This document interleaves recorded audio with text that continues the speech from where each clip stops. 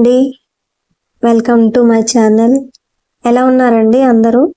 ఈరోజు మాత్రం చాలా ప్రశాంతంగా ఉందండి. మబ్బులు చూశారు కదా, తొలకరి జల్లులతో చాలా అందంగా ఉందండి క్లైమేట్ అనేది. రైనీ సీజన్ వలన మొక్కలు అనేవి గ్రీనిష్గా ఉంటూ ఎంతో ఆహ్లాదంగా ఎంతో ఆనందాన్ని ఇస్తున్నాయండి.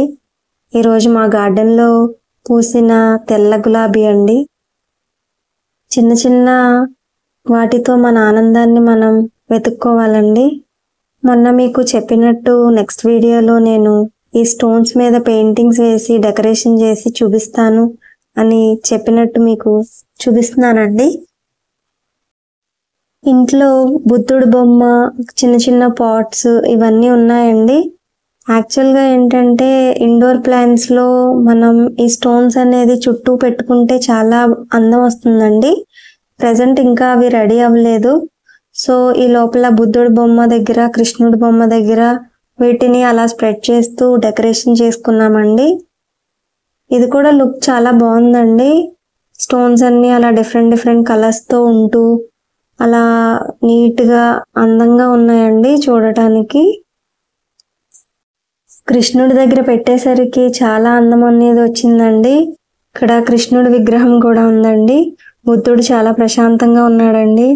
ఆ ప్రశాంతతతో మనకు కూడా ఎప్పుడు ప్రశాంతత కలగాలని మనం ఆశిద్దామండి. మనం డైలీ బుద్ధుడి ముందు కూర్చుని మెడిటేషన్ చేస్తే చాలా ఆహ్లాదంగా ఎంతో ఆనందంగా ఉంటుందండి. రోజంతా చాలా హ్యాపీగా గడుస్తుంది. మనకి ఏ టెన్షన్స్ ఉన్నా, ఎన్ని టెన్షన్స్ ఉన్నా మనం అన్ని స్ట్రెస్ రిలీఫ్ అవుతుందండి.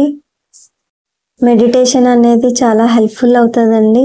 స్లో లివింగ్లో ఖచ్చితంగా పాటించాల్సింది మెయిన్ మెడిటేషన్ అండి. డైలీ 1/2 అవర్ టు 1 అవర్ చేయగలిగితే చాలా మంచిదండి.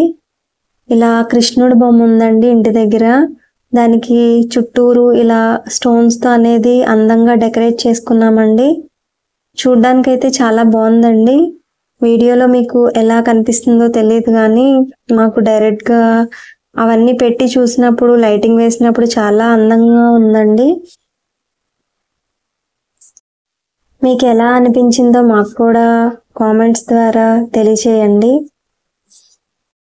ఇలా గార్డెనింగ్స్ అవి ఉన్న వాళ్ళు, ఇండోర్ గార్డెన్స్ అవి ఉన్న వాళ్ళు కూడా మనం ఈ స్టోన్స్ అనేది ఇలా చేసి పెట్టుకుని వాటి చుట్టూ డెకరేషన్ అనేది చేస్తే ఆ గార్డెన్కి కానీ ఆ పాట్కి కానీ చాలా అందం వస్తుందండి.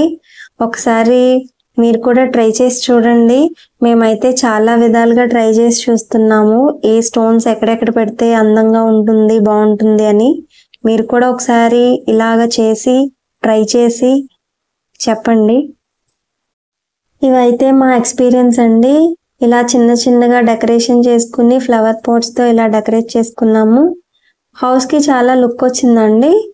ఇది మా ఫ్రంట్ కబోర్డ్ దగ్గర అండి చిన్న డెకరేషన్ చేసాము. చూడండి ఎలా ఉందో. డెకరేషన్ అంతా చాలా బాగుందండి మాకైతే.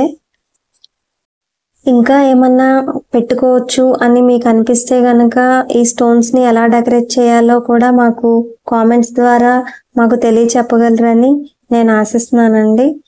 నాకున్న ఐటమ్స్తో, నాకున్న విగ్రహాల దగ్గర, నాకున్న పాట్స్లో నేను అనేది ఇలా చాలా సింపుల్గా డెకరేషన్ చేసుకున్నానండి.